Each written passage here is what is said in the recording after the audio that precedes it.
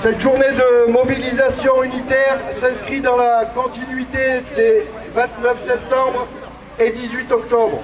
L'abondance serait terminée d'après le président de la République. Dans quel monde vit-il?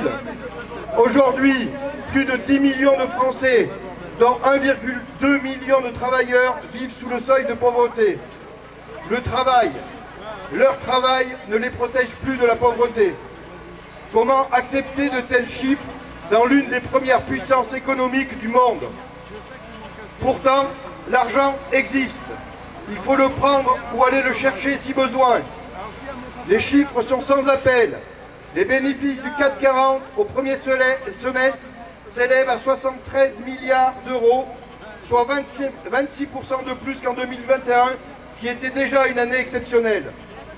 Le patronat et le gouvernement aiment agiter l'épouvantail de la compétitivité pour justifier les attaques contre le monde du travail.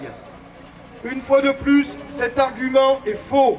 La compétitivité tient compte de la situation des entreprises par rapport aux concurrents. Or, comme le gouvernement se plaît à le rappeler, notre inflation est moins forte qu'ailleurs.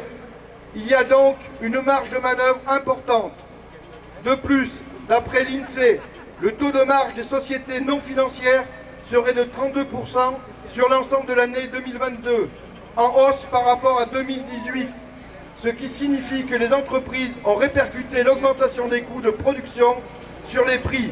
Et c'est précisément ce point qui explique la transmission de l'inflation à tous les secteurs de l'économie. Les causes de l'inflation n'ont donc aucun lien avec les salaires, contrairement à ce que le gouvernement voudrait nous faire croire. D'autres risques sont devant nous. On pense notamment à la crise énergétique et à la crise environnementale. De grands chantiers doivent être entrepris dès maintenant pour y faire face.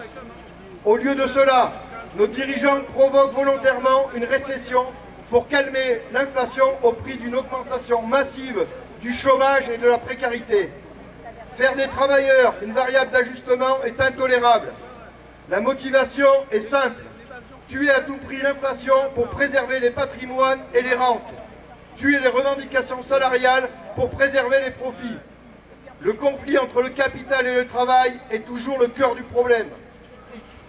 Nous réaffirmons aussi que, comme la majorité de la population, nous sommes fermement opposés à tout recul de l'âge légal de départ à la retraite et à une augmentation de la durée de cotisation.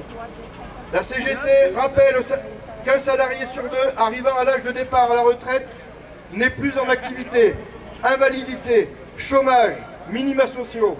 Ainsi, toute mesure d'âge ne ferait que précariser encore plus les actuels et futurs travailleurs.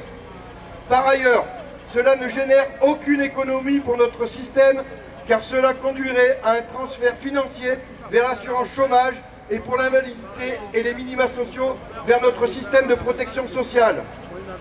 Tous ensemble, organisons la lutte pour de réelles augmentations de salaire et préparons la riposte pour défendre nos retraites et un retour à 60 ans. Ce sont les salaires qu'il faut augmenter, pas l'âge de départ à la retraite. Continuons à élargir, à mobiliser, et nous vous donnons d'ores et déjà rendez-vous le 10 novembre. Vive le salariat organisé, vive l'unité syndicale, tous ensemble pour lutter, tous ensemble pour gagner.